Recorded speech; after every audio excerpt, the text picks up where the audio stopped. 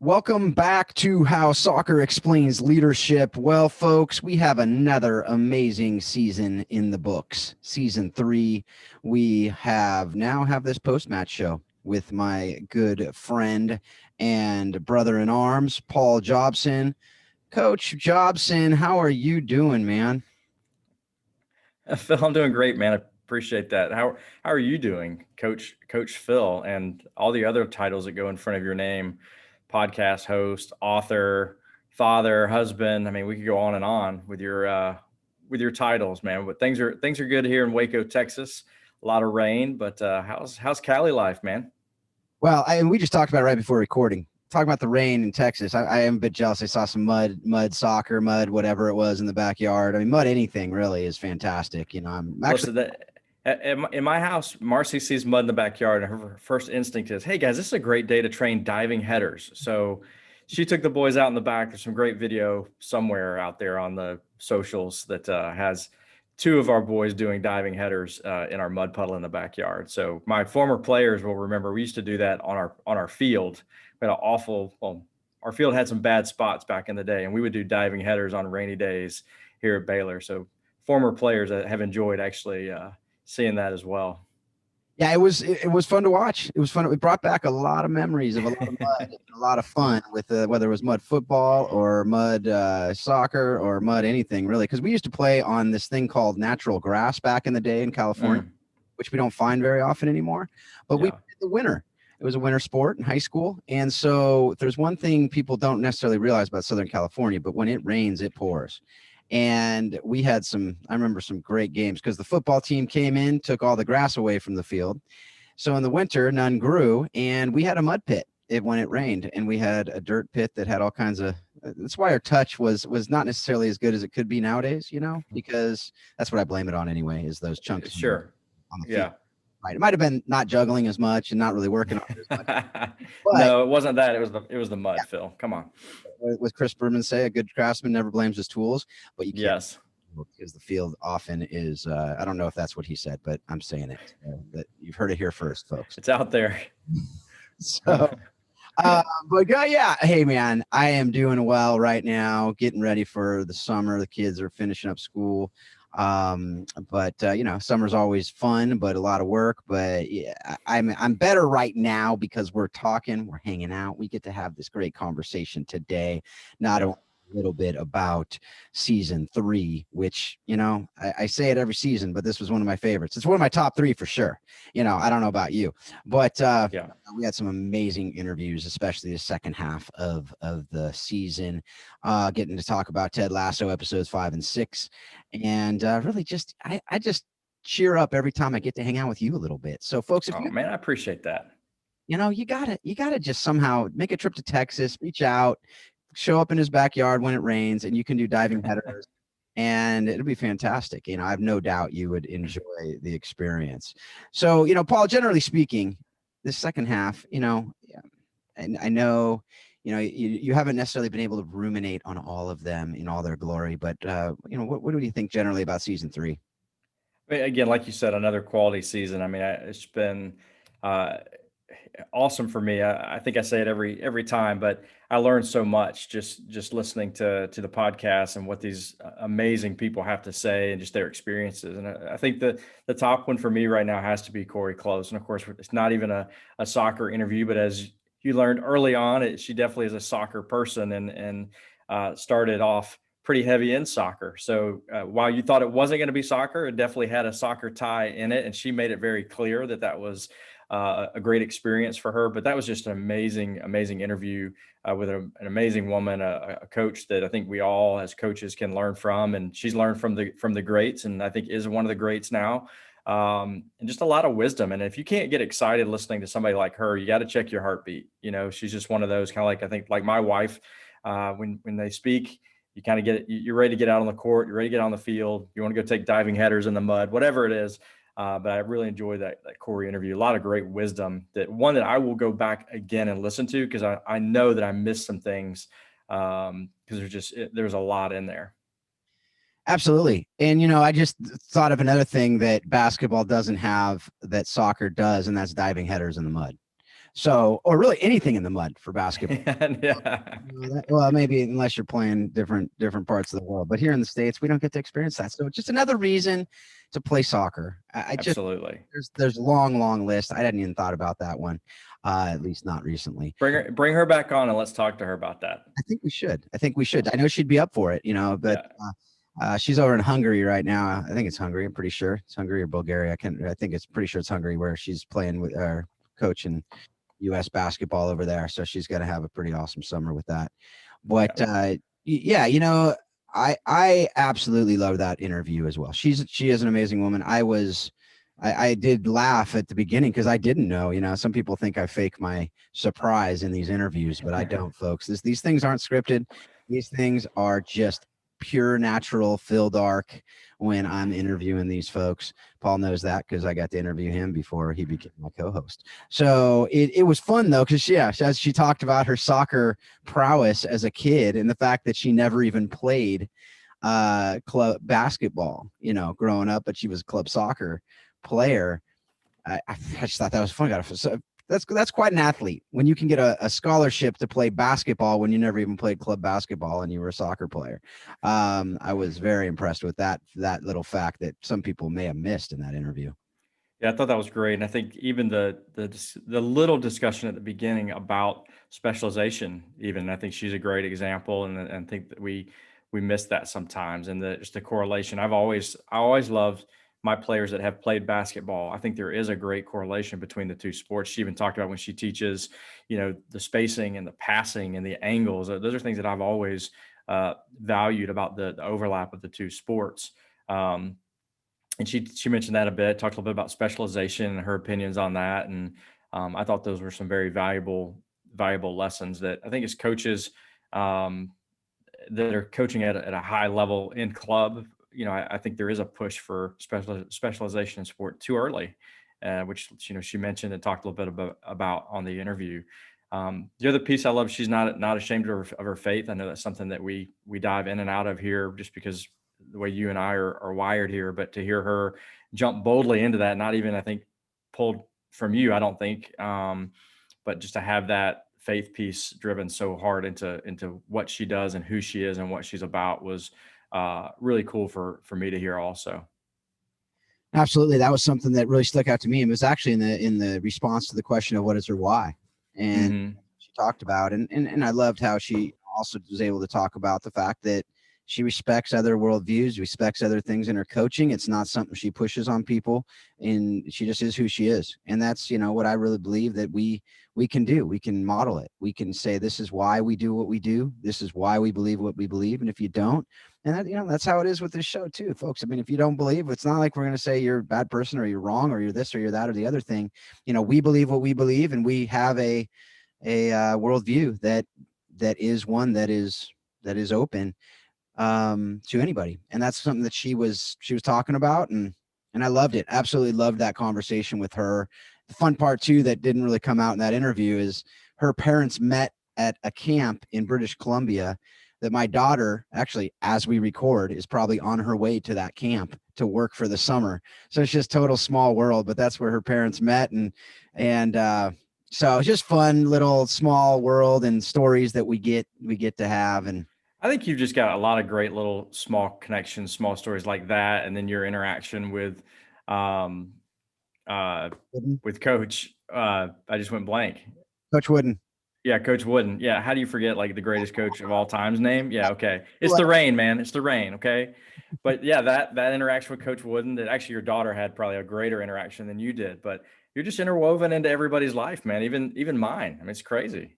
It is weird. It is weird. It's fun. I mean, but honestly, it's funny because it's, God has prepared me to be a podcast host. I think, I didn't, but to be able to, touch base but I think that lesson in and of itself, though, is that you never know why you're meeting someone. Right. So when I meet people, I enjoy meeting people. I enjoy getting to know them, actually truly getting to know them, not because of what they can give me, not because of what I can get from them. Usually it's what I can help them with. That's what my why is to help people to flourish and help people to really maximize their God-given abilities. And so, that's just what part of how I'm wired And I've been able to use that in really fun, cool ways. And the great part about it now, because of this great technology we have, is others are able to benefit from that, which excites me more than anything. Is I can have these great conversations with people. I mean, Cori Close was from Amanda Cromwell, who lived with our family for a few months when she was playing with the Beat with Marcy. So it all comes back to Marcy. I mean, basically. So and Yeah. her influence on her probably while she was there in Atlanta. I mean, that's probably all it comes down to. So it comes back to you, Yeah. basically saying. Which we've got to get her on the podcast. So her open invitation I know is there. She's got to find a minute once the four boys settle down to get on the pod. That's okay, and going back to the podcast and the last this second half of the season, then we're going to get to Ted Lasso. I promise, folks. I know that we have that promise to you, and we will fill it. Trust me, we love talking about Ted Lasso. Oh yeah. But I just wanted to remind you, Greg Rubendall was the second interview of this second half. Great conversation with the coach, with the educator of coaches. With a man who is a director of coaching at a Livermore Fusion soccer club out here in Northern California. Really fun interview. Interesting. He brought up some really cool stuff. One of the things that actually is on the Facebook page and other social media is this little clip on deep practice and the importance of fundamentals in the game. That's worth the price of admission right there. I mean, that of course it's free price of admission, but it's also worth it if we did charge for price of admission. And then John Yeager, The Coaching Zone, is the book that he wrote, Next Level Leadership in Sports. Another one of my favorite interviews. And I don't just say that, I don't throw that around, but I really, really appreciate it. It's funny because Cori was one of my favorite interviews, basketball. John is actually a lacrosse guy. Some of the stories he has in there, his leadership experience, he's just this sage wisdom of these people who have been living it, have been doing it, have been not just saying words, but living it out. And he's one of those guys. And then the second part of my interview with my old coach and friend Clyde Best. Also, if you haven't listened to these 4 interviews, this half alone is one of my favorite halves of this podcast in all of our seasons. So just go back and listen to them. Check them out. As Paul said, listen to them again. If you the first time, chances are you listen the first time while you're on a treadmill or walking or running or going running errands or whatever. Sit down with these things. And I mean, if you're listening to this podcast because you want to learn, that's something that's the thing too, is John Yeager and Cori Close, the list on the show notes of the books that they reference and the podcast they reference, they're learning. And as we talk about, leaders are learners. Proof is in the pudding, folks. When they come on and they're sharing these amazing stories, these amazing leadership tips, it's not coming from whole cloth. It's not coming from, just making stuff up because they did something. I mean, sometimes that happens, but that's the rare epiphany that rarely happens. Most of the stuff that we're getting that makes sense is from someone else. I think it was Michelle Leonard. We talked about the book Steal Like an Artist, and that's a fantastic book. And it's a great concept that we can steal from these people who want us to steal from them these ideas, because great leaders want to make great leaders. And that's something that I firmly believe, and it's why we're doing what we're doing here. Paul, do you have anything to add on that? Do you agree with Yeah, that? before we kind of slide through that, I don't want to slide over, Clyde Best. And I think when you talk about stealing things from great people, I mean, you had such an amazing opportunity as a kid to learn from him. And I think we miss an opportunity if I don't ask the question, when you were playing for him, did you realize at the time what you had in front of you? Like, at what point did you realize, like, okay, this guy's a living legend, what I can glean from him? Or was it later in life when you look back and go, man, I had no idea what was right in front of me? Here's the thing about great leaders is they usually don't talk about the fact that they're a great leader. Yeah. They usually have that humility that he demanded excellence from us. He demanded the best from us. He demanded what he knew it would take for us to be the best we could be. We had no idea who he was. No idea. I didn't even know he played for West Ham until I went as an 18-year-old. After I played with him, I went over to England, and I think I had an inkling that he played in the Premier League. And I think I asked my dad, hey, who did Clyde play for? Oh, he played for West Ham. Oh, wonder if he could get me tickets, right? Because that's what an 18-year-old thinks about. Yeah. So he got me tickets for that game. and hung out with his. That's where I started getting a little bit of understanding, because I went to the pub, and they're, oh, bestie, bestie, yeah, bestie. You know, they're all talking about these little things, but that was just a glimmer. But I didn't think much. Honestly, the full truth is that I didn't really fully grasp the the level of his just, I don't know, legend status, so to speak, until I read his autobiography. Seeing the people he played with, and seeing, just reading about these experiences that he had. He never talked about the racist issues that, having bananas thrown at him, having monkey chants almost every game, the acid threat of, people throwing acid on him. Like, what? Yeah. About it.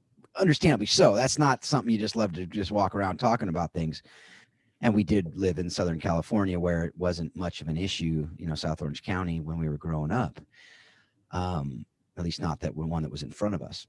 And so to read that, no idea, to talk with him about it, even the interviews, he doesn't like to talk about himself. Yeah. He's a guy who loves to show it. As he said, when people did all that stuff, what did I do? I put the ball in the back of the net. I actually got to use that the other day in my coaching with one of my players. She had a girl pull her hair, hit her in the back, push her. And what's your instinct on that is you get mad and you want to go back and do it. So I got to use retaliator gets the red, first of all. And then I got to use, hey, what's the best thing you can do? It helps that she's a attacking minded player. But I said, calm down, get your head. Because we he pulled her out right away, because she got she ended up getting yellow card, not for retaliating against a girl, but going and yelling at the ref because he didn't see it and he didn't do it. Girl. He was behind the play. And she yells at me. He goes, I just stop it. And she didn't. And so he gave her a yellow. So she comes off. I put my arm around her. And I just said, hey, relax, calm down. What's the best thing you can do right now to really show her, get back at her? She's like, I go, put the ball in the back of the net. Fortunately, it worked out that game that she did put the ball in the back of the net. Oh, nice. Yeah.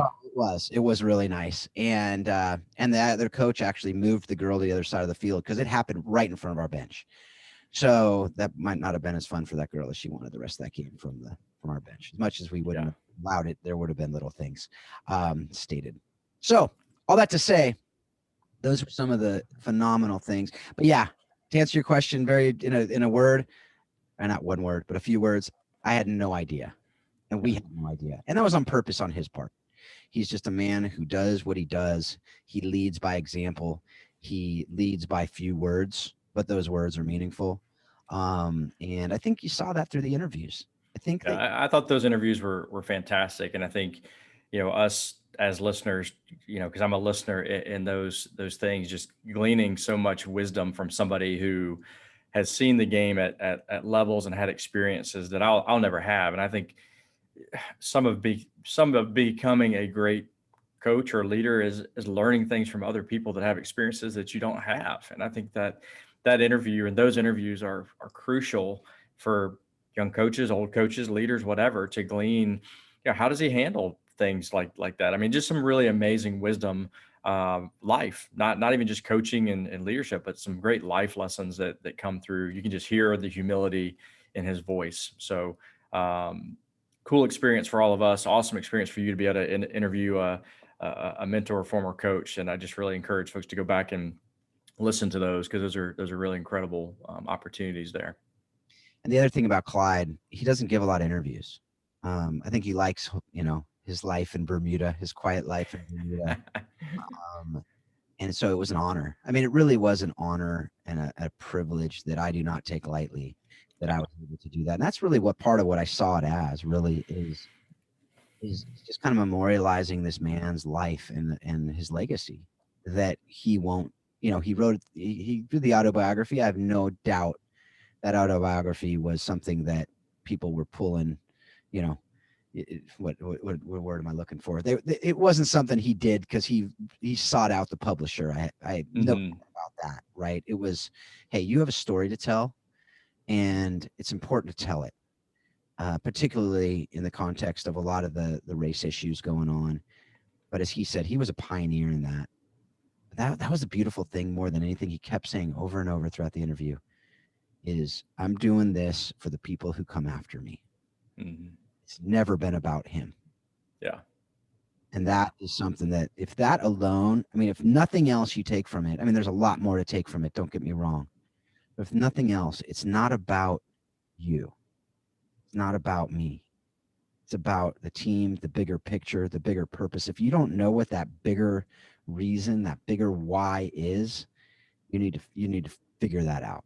And you need to find, and you need to believe that, and you need to go for that, because otherwise it's empty.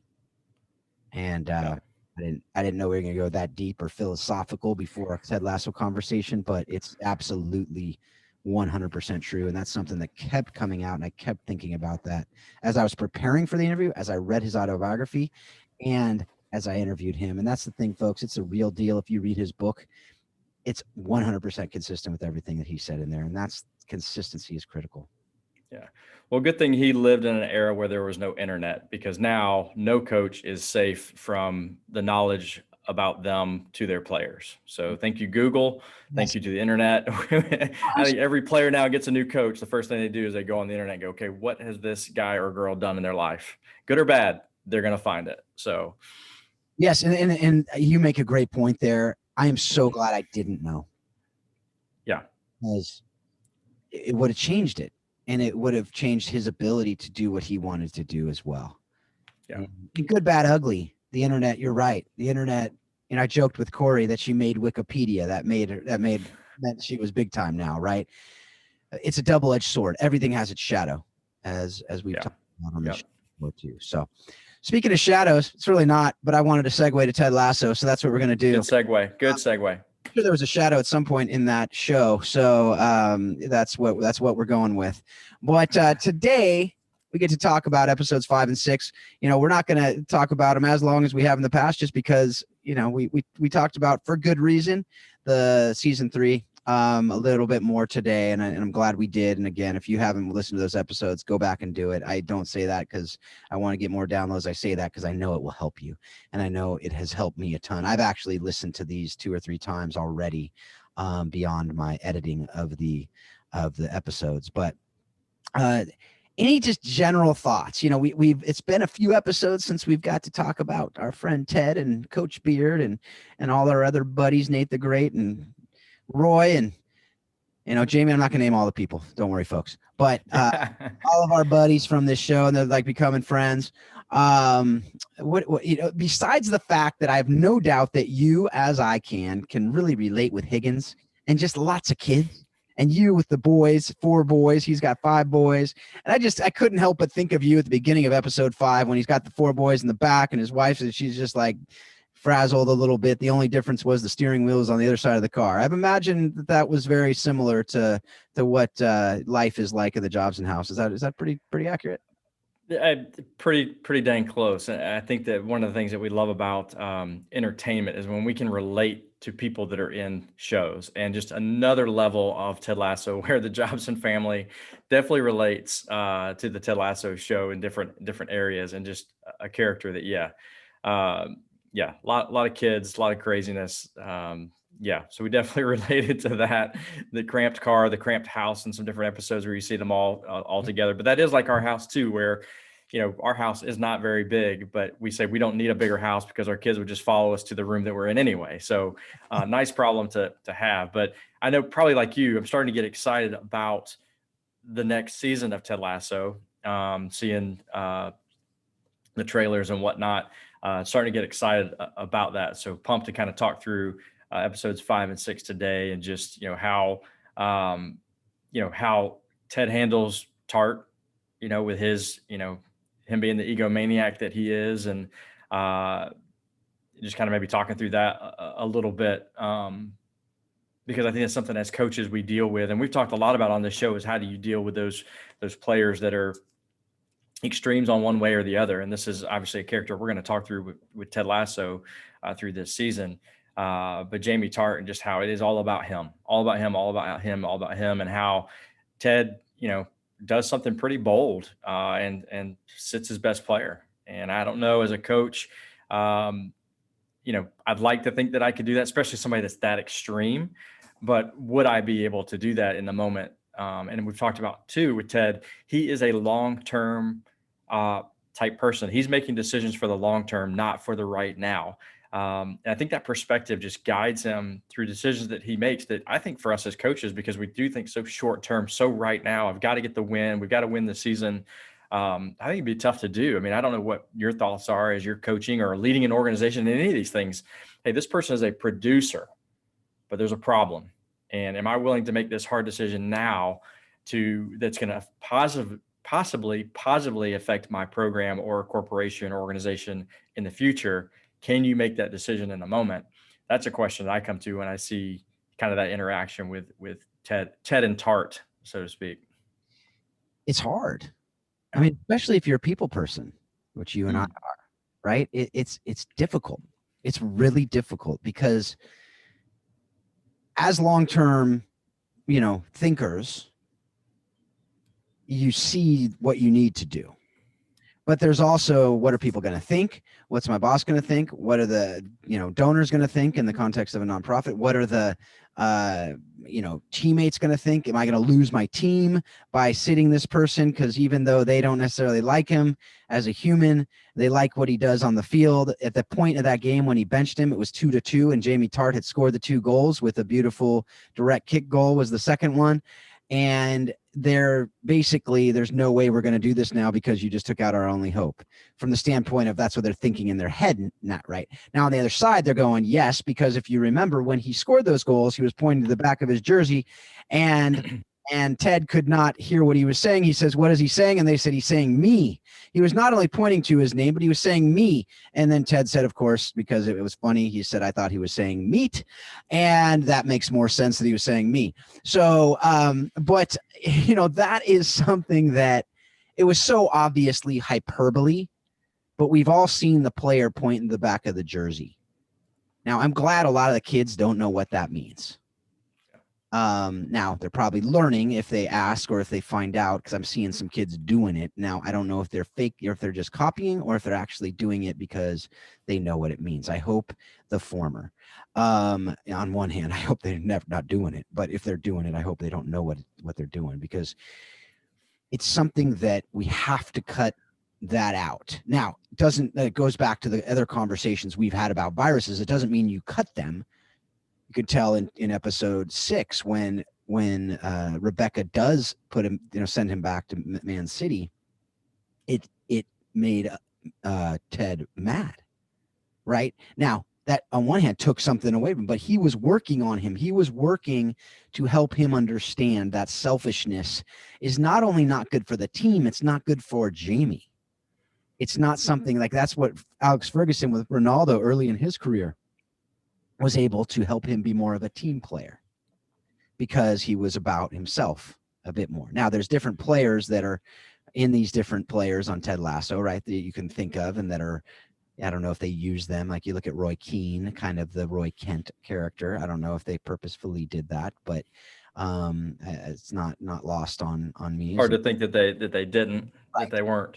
Right. But I do think that's a great point with Ted. I'm going to keep saying Ted and Tartt. I just like how it sounds, but with Ted and Tartt, that he is trying to get to Tartt.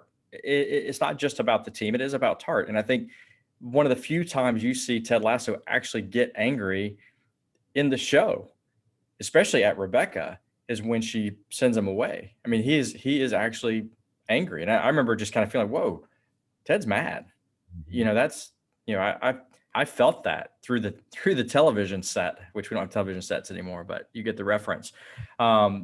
He was mad because while he took him off the field and wasn't going to put him back on until Tartt learned his lesson, he knew what he needed to do, so to speak, he wasn't trying to get rid of him. Yeah. So he felt like, Rebecca took away an opportunity for him to get what he needed out of him. And I think that was a pretty pivotal point in really just nailing in, what Ted was all about for the individual players. Absolutely. And actually between pulling him, Then the next episode, Trent Krim, Independent of the Independent, says, "Are you really going to bench your player?" And Ted said exactly what you just said. He said, "That's really up to him. He knows what he needs to do." And that's something that was really powerful. And then introduction of one of my other favorite characters. All of them are my favorite characters because the character development in the show is so phenomenal. Danny Rojas, football is life. Football is life, coach. Football is life. So he comes on, and the thing about that is, they're saying, is he any good? I don't know, but I hope he is, because he'll push. He knows that he'll push Tartt, right? So that's the thing about great players, is great players push great players, and those great players, either basically, when you have someone who's your position, who's really good, who comes on that field, you're going to go through the crucible, right? And either you're going to come out the other side better, and usually much better, or you're going to crumble. And it tells a lot about the character. It tells a lot about who you are, and whether you start or not. If that person's way better, then you as a teammate should be excited about that, because it's making the team better. And if you're good enough, they'll find another position for you, whatever the case may be, or not. And you'll come in and just look at these great teams. They have 2 or 3 deep at each position where they could be starting at other places. Man City is a good example. Manchester United at certain positions. I wish at all positions, like some teams. But you look at City, and they have Aguero go down, and they still win league by a bunch. They change the formation a little bit, whatever the case may be, but they got 2 or 3 other guys that can go in, boom. And those other guys would be starting at any other place that they were at. But what do they want to play there, because they're not only are they going to win, but it's just a great experience where they know they're getting better as players. Now, hopefully as human beings as well, but that's something that I don't know. But you watch Danny Rojas come in, and they said, is he good? And then immediately he goes in, does some crossovers, juking people. Then he takes a shot, puts it in, finishes it, amazing shot. And everyone's like, well, I guess he is. And that was the practice, if you remember, that Jamie sat out, says, I can't practice, I'm hurt. And then Ted said, go set up the cones, and that whole thing. That was a great interchange as well. But Rojas came in, did that. And then they do the whole crossbar challenge where, Rojas is like, oh, that was lucky. I didn't even mean to do it, man. I can't believe it. I got lucky, whatever. But he's just money, right? And anyway, what do you think about that general idea? I have a story to tell after that, but about pushing players that blew my mind when I was little. When my daughter was little. But what do you think just about that idea? Have you seen that in your teams? Have you seen that in your life when you've had different people push you? What does that look like? And how do you harness that too as a coach, right? In a healthy. How do you harness that?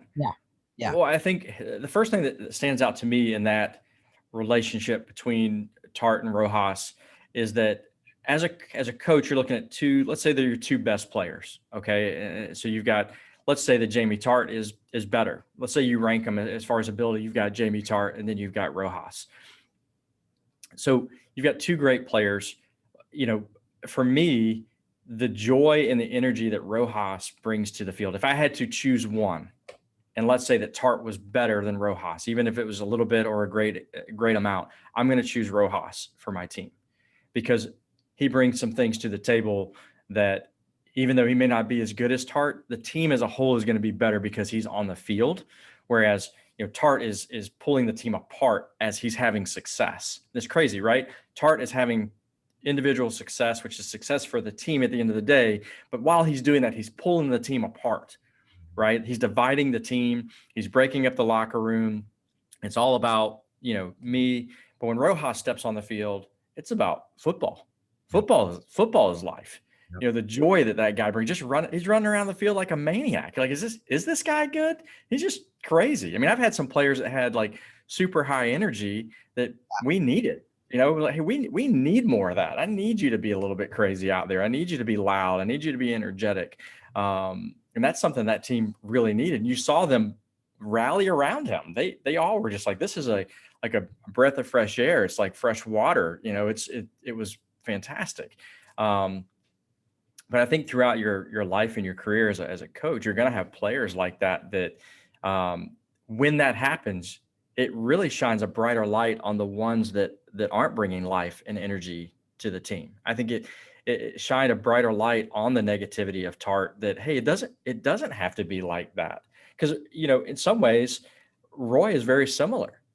He was a great player. He's supposed to be a great leader, but until he can realize how he can bring positivity to the team, he's kind of a negative energy too. And I think that bringing somebody like Rojas in has done a lot for this team. I'm talking about like it's a real team, right? Hey, he's done so much for this team to like make them so much better. But the writers have done a great job. Like, hey, this is what this team needs. It can't just be Ted's energy all the time. They need somebody in the locker room that kind of can replicate in a different way that energy to drive this team, to bring some joy to the field. So that's how that kind of related to me, at least, or those just the difference of those great players and their personalities, and how one may not be as good, but is going to drive the team to greatness better than the other. Yeah, no, absolutely. I think that that's something that they do. And the story I was gonna that I'm gonna tell is my daughter, Malia, who's now 20. She just decided the other day she's not gonna to play anymore, which is, it's her choice, and I'm glad that it's actually she's joyful, and it's good, and it's right, and it's time, right? But when she was probably 10, maybe 11, they had a deal on their team where they had to run the mile, and it was when there was 9v9, and they had 18 players on their team, and the coach said the fastest 9 will play on the A team, and the next 9 will be on the B team for this tournament, because he had to make a decision somehow, right? And so that's what he did. The Cooper test or some other thing, and when you get to tryouts or whatever, so it's there.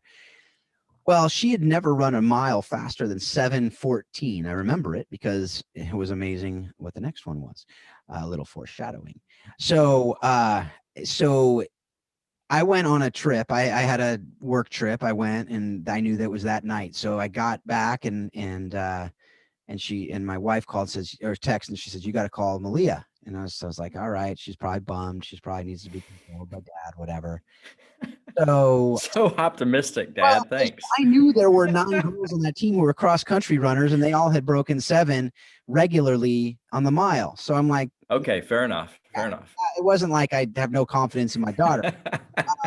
I know she's a gamer, but whatever, right? So she says, I get on the phone with her. She goes, "Dad, I made the top 9. I get to play on the A team this weekend." And I said, "How in the?" Well, I wish I was. I said, "How in the world did that happen?" Another great confidence boosting comment from Dad. I am full in all my vulnerability. Okay, sometimes I do well, and other times I don't.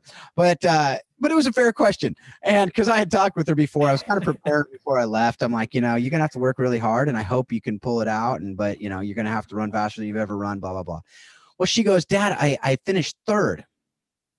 And I said, "What? What was your time?" She said, 6:25. Oh, yeah. I said, "How the heck?" You know what she said? She said, "I just followed Grace. I stayed with Grace." And I was like, if there isn't a better example, if there's a better example, I don't know what it is, as far as you can get pushed beyond what you think you can do by those players who are better than you. Yeah. You want to surround yourself with people who are better than you in every area of life. Yeah. They say you're the average of the 5 people you spend the most time with. Okay. That's pretty darn true that I've found in life. Now, it's not universally true. There are people who overcome, but that's something that we are going to be better when we surround ourselves with better people. So soccer, that's leadership in business, that's community, that's your family, that's everything, right? So let's surround our kids with better people. Yeah, 100% agree. And I love that story with Malia there. That's such I see that in my teams when I'm talking to players that are struggling with a fitness test or struggling with things. I'm like, well, who are you running with? Who are you training with? A lot of them that are in that position are training with people that aren't really challenging them. They're making them comfortable, right? Well, I'm better than that person. Well, that person can't hit the average either. So, why would you run with them? Why would you, not why would you spend time with them? But if you're trying to reach a goal, get with people that are better. Girls are going into summer training right now. I'm like, where are you going to be training? Are you going to train in an environment where you're the best best player, you're not going to come back better. Go put yourself in an environment where you're going to struggle a little bit, and that you're going to be challenged, you're going to be pushed. But an environment where you're being encouraged to come along, and I'm sure, I don't know who Grace is, but I'm going to assume because of her name, she's probably fantastic. And that, she's probably like seeing what Malia's doing and maybe even encouraging her. I don't know, but I think those are valid and very important points. For young people, even for coaches, who and leaders, who are you putting yourself around? I'm blessed. I've got a great leader and coach mentor in my own house that I don't really have to go very far to get better in those areas. But in other areas, maybe you've got to find other places that are going to sharpen you and make you better for those that are around you. And I think the other part of like surround yourself with people that make you better. What are you doing to make others better also? Don't just sit in that comfort level of like, okay, for the example, the average of the 5 people you're around, there are 5 people in this room. I'm number 3, but I'm just comfortable sitting at 3. And what am I doing to make the others around me better also? I think is an important attribute of that concept too. Yeah, that actually reminds me of something Higgins said about marriage, as you said that about Marcy, and just, and Higgins said, when you're with the right person, even the hard times are easy. Right. And, that was, whatever, kind of shticky a little bit. Right. But it's true. Right. Because you're loved and you know that you love them. Right. So when you are with the right person, I think go beyond that and you love each other. And not just, oh, I love you, but like you truly love each other, right? We can get there with teams too, right? Where we love each other. And you've had teams where those players love each other. They genuinely love each other and they care about each other, not in a marriage agape love, but in that phileo, that love, that friendship, that we're bonded, we're band of brothers, we're gonna whatever, right? I had that in the team that I coached with Brett Armstrong. There's a first state championship at Christ Pres in Nashville. That team loved each other and they were an unseeded team going to the Final Four, similar to Marshall, who just won the NCAA men's national, right? Unseeded coming in, but they loved each other and they ended up beating the top three teams in the state. Or top 2 team, or 2 of the top 3, whatever, because there's semis and finals. But that's something that I tell my teams over and over and over again. You will overcome a lot if you love each other. That's why Ted said about Jamie, it's completely up to him whether he gets back into this lineup. He knows what we need from him, right? He didn't need him to be a better player. He needed him to be a better teammate. He needed him to be a better person. He needed him to be someone who the team would love and that he would love them. Yeah. He had the soccer part down. He didn't need to be a better soccer player. He had that part down. You're right. It's the other pieces that he needed to tap into. And it's crazy. I think is it episode 6 where they're burning the stuff and all that. And he has a sentimental moment, doesn't he? He kind of comes in and brings his, was it his shoes? What did he bring? I forget. I didn't Can't remember, but he had kind of a sentimental moment where when he comes in, I'm thinking, okay, this is going to be the biggest sarcastic thing. He's setting all of us up for. I'm not falling into this trap. Basically, is what I was feeling as I'm watching that part of the episode. And he was being, he had a side. He talked about his dad and his father relationship, and so he had it in him. And I think Ted realized, his anger at Rebecca was because, man, I think he thought he was that close to getting him where he needed to be. Yeah. No, absolutely. Absolutely. Trying to do some, I need a producer so he can do the research while we're talking, but I was trying to find out what he burned on the internet and it's not helping me out, but that's okay. I'm sure our listeners know, and they're correcting us in the moment right now as we're speaking. And they know. I don't know if you heard that yet, but I got an email from a listener. And it was the coolest thing because what she did was she emailed me and said, "Hey, I got the quote from Shakespeare. Remember where I said, if you know this quote, to thine own self be true?" And she got in, and I'm going to shout out Lillian Lillian Ross right now. She's out in Houston, I believe, playing for the Dash Academy. So Lillian, if you're listening, that's for you there. But senior or going into upcoming senior in high school. So she came out with Polonius from Hamlet. I was like, right on. It was super cool. And then it went on to say some things that impacted her. And I say that, yeah, it's cool. Shout out to Lillian, but also because I really it made my day.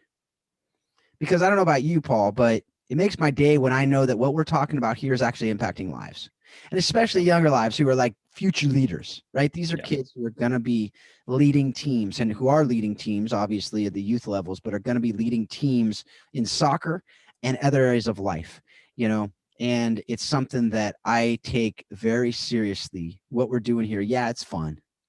But somebody asked me the other day, what's your why? And I asked Cori Close that question. I've asked some other people that question.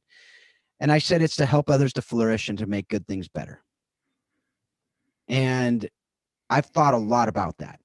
But everything I do, it's through that filter. And it's to say, does this podcast do that? I talked to my daughter about that. She's like, do you get paid for this, Dad? I'm like, no. But hopefully someday you'll get that. I actually love helping people. Right. And so that's something, though, that needs to actually be. It's not something you make up. It's not something you just say. It's not something like, ooh, I want people to like me, so I'm going to say this stuff. No, it doesn't work if that's what your motive is. It's got to be that you truly want it in a team. You got to actually love your teammates. You got to not have it be about you. You got to have it be about this greater thing that can't be by yourself. It can't happen. You can't have a great team with a bunch of individuals who want to be great players individually. A great team comes from a bunch of individual players who what word am I looking for? Not subvert, but they basically put themselves lower for the sake of the team. Mm-hmm. That their self future, whatever, is lesser than the importance of that team as one. And that's something that comes from coaching. It comes from the top. That's the stuff that the coaches bring, that culture. It doesn't happen. I haven't seen it. Maybe it could happen where a team could overcome a coach who doesn't have that, but I haven't seen it yet. I don't know about you. Well, I think if there's a team that does, I've talked about this in the past with different people, is that, the team has some kind of common bond that they rely on each other for and love each other in those instances. And if that's their absolute disgust of the coach and that's their bond that bonds them together, maybe that's how it can happen. That's not ideal, obviously, that would be their bonding moment, is they all don't like the coach and they overcome all that. But I had a mentor who told me when I first got into college coaching, and he said, hey, you've got to learn to love your players. And I didn't really, I thought I knew what he meant, just because I do love people. I'm like, yeah, I can do that. But the reason that he said that was exactly what you just said. It wasn't about me as much loving my players, as much as I was showing my players how to love each other, and showing that respect, and that they weren't just, cogs in a wheel or players on a field, or, how I get a paycheck or support my family. It was that I really was engaged, and we're going to do this together. And it wasn't just about me loving them, but showing them what that meant to love each other. And, talk about teams that have had success beyond their probably ability. Our 2012 Big 12 championship team was that team. I had players that were starting for me that may not be on the bench for most Big 12 teams. But we did something that nobody thought we could do. And that year went to the Sweet 16, and with a bunch of, we basically ended up tying North Carolina and in Chapel Hill, and going down on penalty kicks, and they won the championship that year. A team of a bunch of what we just consider a bunch of ragtag girls that just loved each other and would run through walls for each other, do diving headers in mud puddles for each other. Whatever it took, they were going to do it. And I've been blessed to have other teams like that, but we've been way more talented since then. But that's a team that definitely knew what it meant to really love each other and fight for each other in moments when it was difficult. So it's definitely if this recap episode has been about anything, it's probably about that. Tartt being the opposite end of the spectrum on that, and Rojas coming in and bringing life to football and to that team. Yeah, and you know, as you were talking about that, the coach that they hate, and that's what unifies them. I thought of Miracle, right? Miracle on Ice, and the movie kind of emphasizes that team kind of hatred for what I don't know, hatred maybe. They really didn't like what Herb Brooks was doing. That being said, Herb Brooks knew that. Yeah. Right? Like he knew that they needed to unify. But what he did was he made them be their individual was lesser than. So as he said, who do you play for? Right. I mean, that famous scene, Minnesota, again, right? Who do you play for? Boston U, yeah, whatever, right? Again, right? And they have to keep doing those sprints over and over until finally one of them says USA. Spoiler alert, sorry. Actually, yeah. spoiler. But if you haven't seen it, you need to see it, and it still will be powerful. I did that with my girls this year. They didn't like it as much when I kept saying again to sprints. I was joking, but they didn't think it was funny. So I did 2 sprints with them, so that was good. Okay. I didn't follow Grace though, so I was lagging behind. That's a good thing. So yeah, I mean, I think that as we talk about this, as we kind of wrap up this episode, and as we wrap up this discussion of episodes 5 and 6, and I've kind of like, we have 2 more episodes about this Ted Lasso, and then hopefully we'll have the next season to talk about as we wrap up these ones. So that will be cool there. I want to take this opportunity too, before we wrap it up, and give you kind of last chance to talk about a few things. I have one thing I do want to talk about still, Roy, and the fun conversation he had with Sam when he went down with the injury, or a fake injury anyway, which was a fun little scene that I think said a lot though.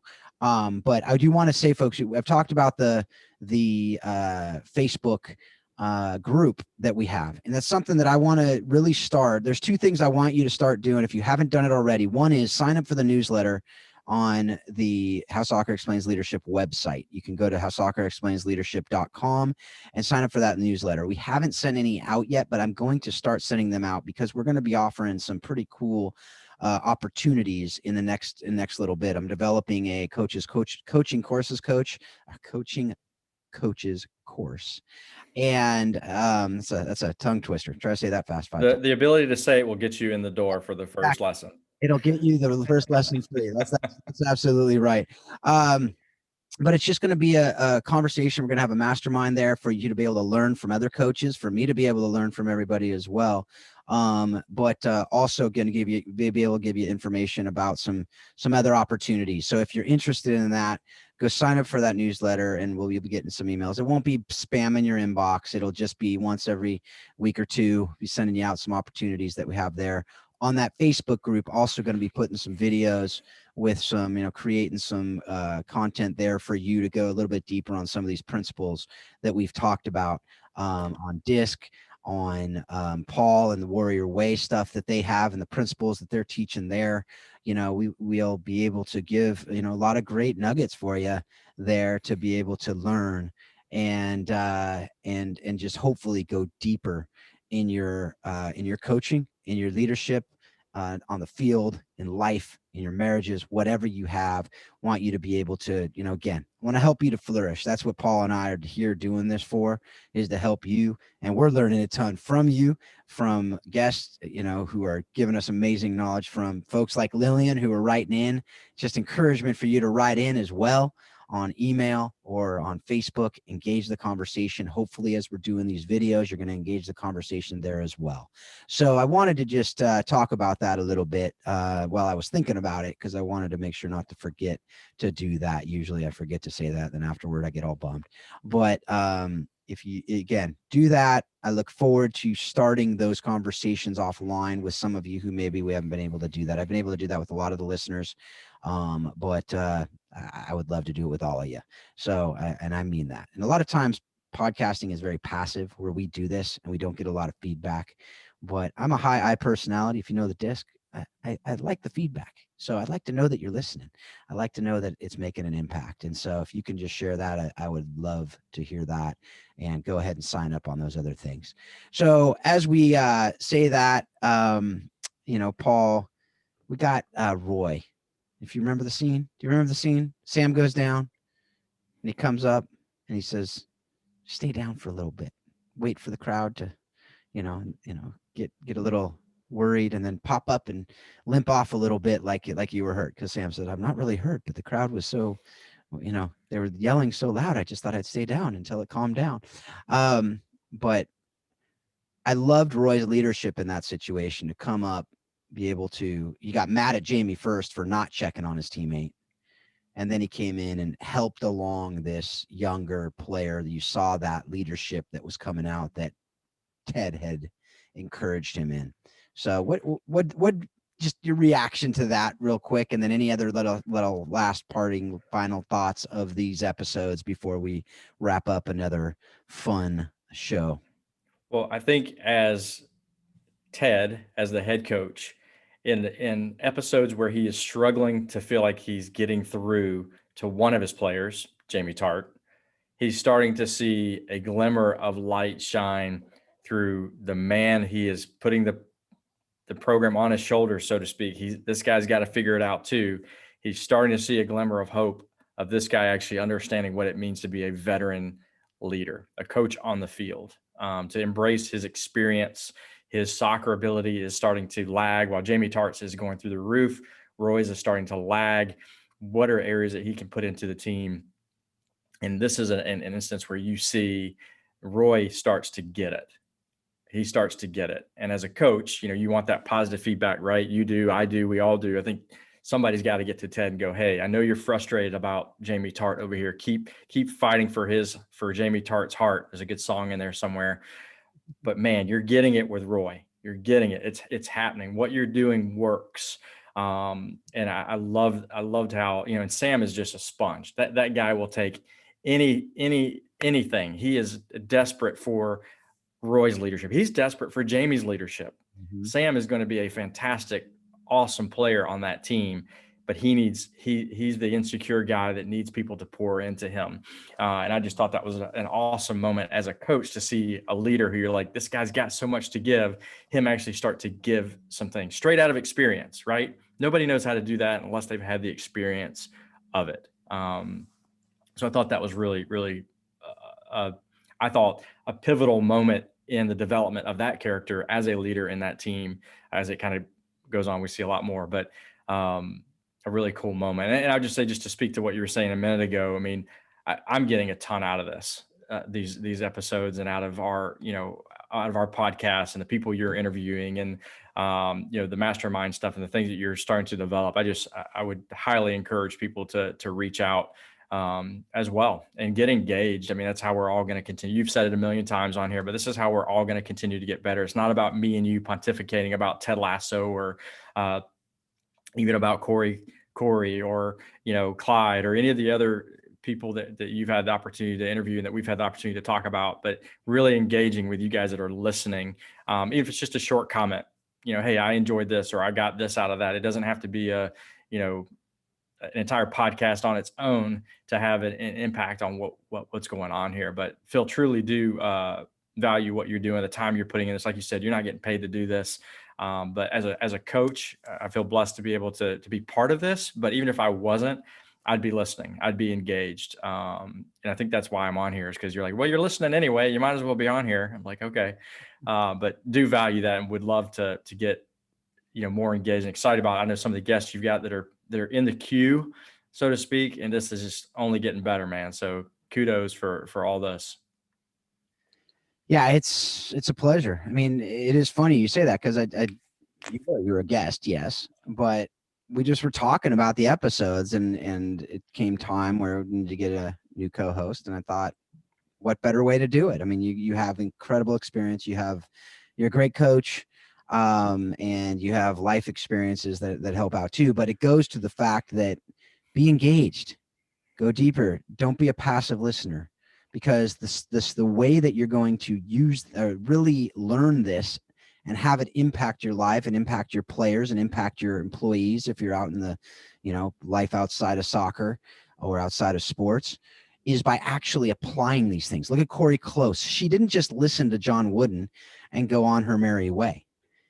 She listened to John Wooden and applied it in her trainings. She listened to Joshua Medcalf and applied it in her trainings. She listened to John Gordon and applied it in her trainings, in her coaching, in her relationships, and in everything she was doing. That's why it works. That's why she can then rattle off this stuff, because it's in her now. It's muscle memory, right? It's not just some thing that she listened to last week and, oh, it's a cool new flavor of the month that I'm going to try. No, these things become who we are. Michael Hyatt said a great thing. Read all these books. You're not going to remember everything in all those books, but you're going to see these common themes that will then become part of who you are.